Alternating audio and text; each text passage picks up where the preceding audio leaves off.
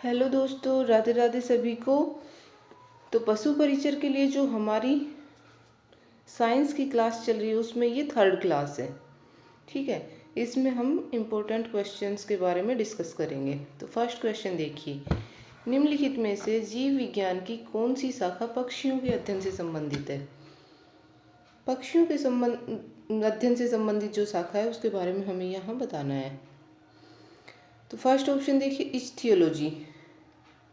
ये भाई फिश के अध्ययन से संबंधित है, मछलियों के, फिशेज। पोमोलॉजी, सेकंड ऑप्शन में पोमोलॉजी दिया गया है जो कि फ्रूट्स के अध्ययन से संबंधित है।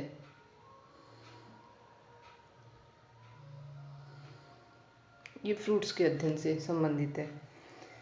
थर्ड ऑप्शन देखो, एंटोमोलॉजी। जो एंटोमोलॉजी है वो इंसेक्ट्स के अध्ययन से संबंधित है। इसमें इंसेक्ट्स की स्टडी की जाती है। फोर्थ ऑप्शन है ऑर्निथोलॉजी, और यही हमारा क्या है, राइट आंसर है। पक्षियों के अध्ययन किसमें किया जाता है, बर्ड्स की स्टडी ऑर्निथोलॉजी कहलाती है। सेकंड क्वेश्चन देखिए, हर वर्ष विश्व तंबाकू निषेध दिवस निम्नलिखित में से किस दिनांक को मनाया जाता है। तो सीधा सा आंसर है इसमें, अगर आपको याद है, आता है तो आप फटाफट से आंसर टिक कर देंगे, 31 मई को। फर्स्ट ऑप्शन यहाँ पर क्या हो जाएगा, राइट हो जाएगा। नेक्स्ट क्वेश्चन देखिए, विश्व पर्यावरण दिवस कब मनाया जाता है। तो विश्व पर्यावरण दिवस कब मनाया जाता है, 4 जून को।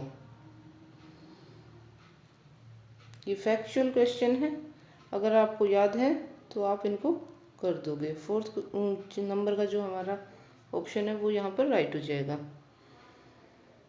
फोर्थ क्वेश्चन देखिए, निम्नलिखित में से किसकी आवाज की आवृत्ति न्यूनतम होने की संभावना है। यहाँ 4 ऑप्शन दिए गए, औरत, लड़की, पुरुष और लड़का।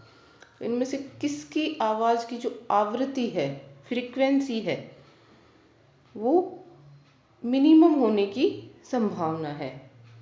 तो यहाँ पर पुरुष की जो आवाज है उसकी फ्रीक्वेंसी मिनिमम होने की पॉसिबिलिटीज है, क्योंकि इसका पुरुष की आवाज का तारत्व कम होता है। ठीक है, तो थर्ड ऑप्शन यहाँ पर राइट हो जाएगा। नेक्स्ट देखिए, तेल पानी में क्यों नहीं घुलता है। जो ऑयल होता है वो वाटर में डिजोल्व क्यों नहीं होता है। आपने देखा होगा कि तेल और पानी को अगर मिक्स कर दिया जाए तो वो दोनों अलग अलग रहते हैं, ना कि अच्छे से वो मिक्स हो जाते हैं। तो इसका आंसर क्या हो जाएगा, फर्स्ट ऑप्शन देखिए, तेल के अणु ध्रुवीय होते नहीं। अगर तेल के अणु ध्रुवीय होते तो क्या होता, तेल पानी में डिजोल्व हो जाता, पर तेल के अणु ध्रुवीय नहीं होते हैं, पानी के अणु ध्रुवीय होते हैं। पानी के अणु आपको याद रखना है, वाटर मॉलिक्यूल कैसे होते हैं, ध्रुवीय होते हैं, पर ऑयल के नहीं होते हैं। तो यहाँ बाकी के ऑप्शंस में क्या दे रखा है, तेल के अणु पानी से बड़े होते हैं। केवल ए सही है, ए और बी दोनों सही है। नहीं भाई, ये नहीं होगा। हाँ, इसमें एक ऑप्शन ये आ सकता था कि तेल के अणु अध्रुवीय होते हैं, तो वो भी ठीक हो जाता, पर यहाँ पर ऑप्शन नहीं दिया गया है। तो यहाँ पर सेकंड ऑप्शन देखिए, तेल के अणु पानी से बड़े होते हैं, बिल्कुल ठीक बात है भाई। सेकंड ऑप्शन यहाँ पर राइट हो जाएगा। नेक्स्ट क्वेश्चन पर चलते हैं। क्षोभ मंडल में सामान्य तापपतन दर है। तो जो हमारा क्षोभ मंडल है, ट्रोपोस्फियर है, उसमें सामान्य पतन दर, तापपतन दर क्या है। यानी कि जैसे जैसे हम वायुमंडल में ऊपर जाते हैं तो जो टेम्परेचर होता है वो क्या होता है, घटता जाता है भाई, कम होता जाता है।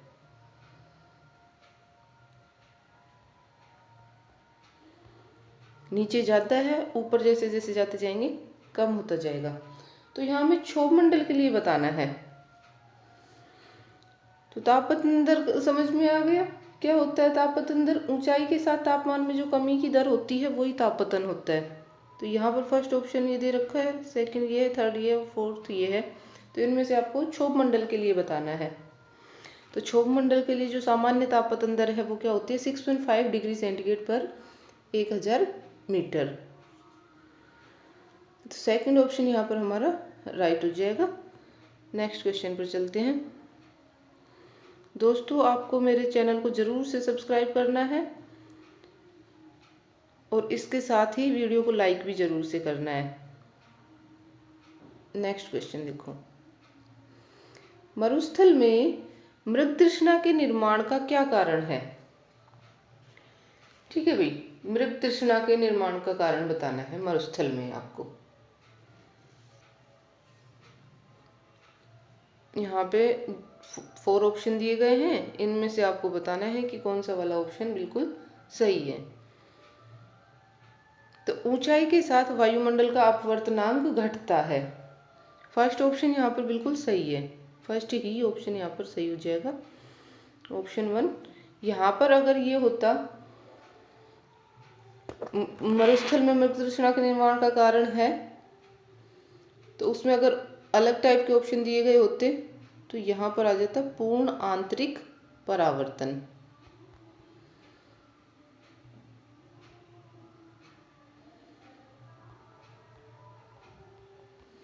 Total internal reflection TIR। ठीक है, तो ये क्या होता है मरुस्थल में जो मृग तृष्णा के निर्माण का कारण होता है। नेक्स्ट देखिए, मिट्टी के घड़ों में जमा पानी ग्रीष्मकाल या ग्रीष्मकालीन में ठंडा हो जाता है, इसका क्या कारण है? मिट्टी के घड़ों में आपने देखा होगा गर्मियों में क्या करते हैं, मिट्टी के घड़ों में पानी रखते हैं और उनमें पानी ठंडा रहता है, तो उसका कारण है वाष्पीकरण। फर्स्ट ऑप्शन यहाँ पर हमारा राइट हो जाएगा। अब इसका कॉन्सेप्ट क्या होता है, जो मिट्टी के, जैसे ये मिट्टी का घड़ा है, इस घड़े की जो दीवारें हैं आपको पता है ये मिट्टी से बनी हुई होती हैं, तो इनमें छोटे छोटे क्या होते हैं, छिद्र होते हैं या रंध्र होते हैं, कुछ भी बोलो, छेद होते हैं छोटे छोटे। ठीक है, और वाष्पीकरण में क्या होता है, यहाँ इस घड़े की दीवारों से पानी रिसता रहता है और ये बर्तन की जो आउटर सरफेस है इससे क्या होता है, वाष्पित हो जाता है। तो ये वाष्पीकरण के लिए जो आवश्यक इसको ऊष्मा चाहिए होती है वो बर्तन के अंदर जो पानी भरा होता है उस पानी से लेता है, और इस प्रकार से अंदर जो जमा पानी होता है वो क्या हो जाता है, ठंडा हो जाता है। नेक्स्ट क्वेश्चन देखिए, आलू के चिप्स आदि खाद्य पदार्थों को खराब होने से बचाने के लिए उनकी पैकेजिंग में डैश नामक अक्रिय गैस का प्रयोग किया जाता है। तो इनमें से कौन सी गैस है जिसका प्रयोग चिप्स के पैकेट वगैरह में किया जाता है? आपने देखे होंगे चिप्स के पैकेट कैसे फूले रहते हैं। 10 रुपए की चिप्स में आप कहते हो कि चिप्स तो सिर्फ 2 रुपए की ही थी, बाकी तो गैस ही थी। तो वो कौन सी गैस है? नाइट्रोजन। ये कैसी गैस है? एक अक्रिय गैस है भाई, ठीक है, इनर्ट गैस है, अक्रिय गैस है ये। बाकी ऑक्सीजन का आपको पता है कि ऑक्सीजन हमारे जिंदा रहने के लिए कौन सी गैस जरूरी है? ऑक्सीजन। हाइड्रोजन एक ज्वलनशील गैस है। ठीक है, नेक्स्ट क्वेश्चन देखिए, अलवणीय जल में पाए जाने वाली खाने योग्य मछलियों के उदाहरण हैं। ठीक है, जल यहाँ पर कैसा दे रखा है? अलवणीय। देखो भाई, अलवणीय जल में तो पाई जाती हैं और खाने योग्य हैं, तो उनके जो एग्जाम्पल हैं वो किस किस में हैं? तो एक पे देखो, ये थोड़े से उल्टे पुल्टे हो गए हैं, आप ये देख लेना। 1 नंबर पे क्या है? ए एवं बी। सेकंड ऑप्शन है बी एवं सी। थर्ड ऑप्शन है सी एवं डी। और फोर्थ ऑप्शन है ए एवं डी। तो सबसे पहले हमें यहाँ देखना होगा कि इनमें से कौन कौन से सही हैं। तो यहाँ देखिए, फर्स्ट में देखो कॉमन कार्प व कतला, सेकंड में है रोहू, थर्ड में है हिल्सा व सार्डिन, और डी में है पोम्फ्रेट। तो यहाँ पर सिर्फ कौन कौन से? ए और बी। जो ए और बी हैं वो क्या है? सही हैं। देखो ए में क्या है, कॉमन कार्प कतला, और बी में क्या है, रोहू। ये दोनों सही हैं। तो ये किस ऑप्शन में है, फर्स्ट ऑप्शन में दे रखा है ए एवं बी, तो यहाँ पर फर्स्ट ऑप्शन हमारा राइट हो जाएगा। नेक्स्ट देखिए, नाभिकीय ऊर्जा संयंत्रों के विद्युत उत्पन्न करने के लिए किस समस्थानिक का उपयोग किया जाता है। ठीक है, जो नाभिकीय रिएक्टर होते हैं उनमें जो इलेक्ट्रिसिटी उत्पन्न की जाती है उसके लिए किस समस्थानिक का यूज किया जाता है, तो वो है यूरेनियम 235। फर्स्ट ऑप्शन यहाँ पर राइट हो जाएगा। नेक्स्ट क्वेश्चन पर चलते हैं। निम्न में से कौन सा पदार्थ नाभिकीय ऊर्जा प्राप्त करने हेतु ईंधन की तरह प्रयुक्त होता है। ठीक है, नाभिकीय ऊर्जा प्राप्त करने के लिए ईंधन की तरह प्रयुक्त होने वाला पदार्थ कौन सा है, यूरेनियम है, यूरेनियम। थर्ड ऑप्शन यहाँ राइट हो जाएगा। नेक्स्ट क्वेश्चन देखिए,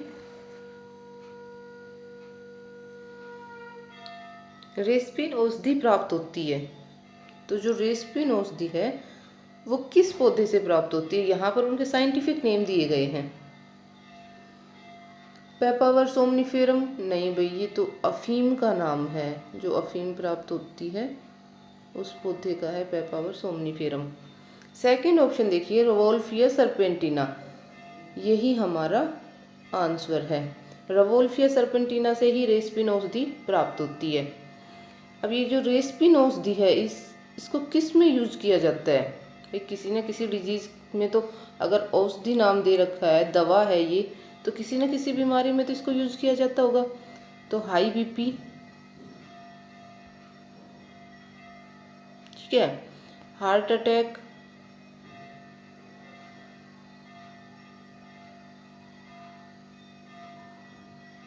और किडनी की जो प्रॉब्लम्स हो जाती हैं उनमें, किडनी प्रॉब्लम्स में, इन सब में इस रेस्पिन औषधि को यूज किया जाता है। नेक्स्ट क्वेश्चन देखिए, चलती हुई बस जब अचानक ब्रेक लगाती है तो उसमें बैठे हुए यात्री आगे की दिशा में गिरते हैं। ठीक है भाई, एकदम से ब्रेक लगने पे क्या होता है, आगे की साइड जाके गिरते हैं ना। तो ये यहाँ पे कुछ सिद्धांत दे रखे हैं, नियम दे रखे हैं, तो उनमें से किस नियम के अकॉर्डिंग ये काम होता है। ठीक है, तो फर्स्ट ऑप्शन में ही इसका आंसर है न्यूटन का प्रथम नियम। तो न्यूटन के प्रथम नियम क्या है, इसका दूसरा नाम क्या है पहले तो ये बताइए, जड़त्व का नियम। इसी को जड़त्व का नियम भी कहते हैं। न्यूटन का प्रथम नियम या जड़त्व का नियम क्या है, तो ये है कि यदि जो भी कोई वस्तु है अगर वो स्थिर है, स्थिर अवस्था में है या विराम कह दें, ठीक है, इवन अगर वो गतिशील है,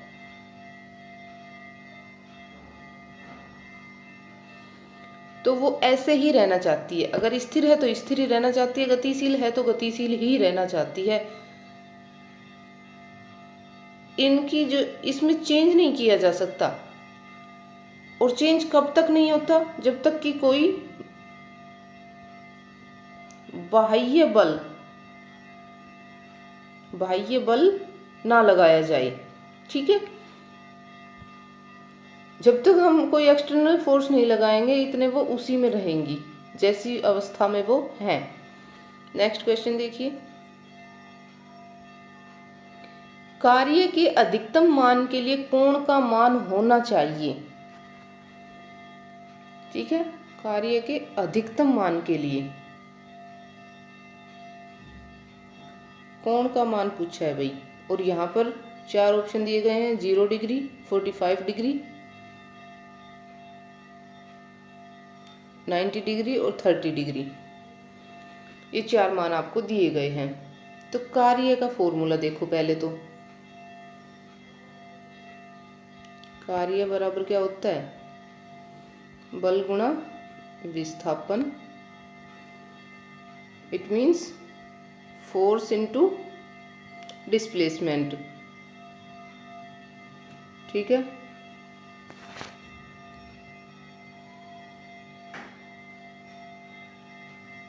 W equal to FD cos theta. अब बताओ भैया, कोस 0 डिग्री का मान क्या होता है? कोस 0 डिग्री इक्वल टू 1, ठीक है।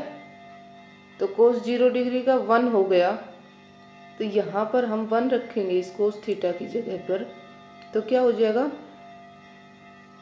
कार्य का मान बल गुणा विस्थापन हो जाएगा, ठीक है।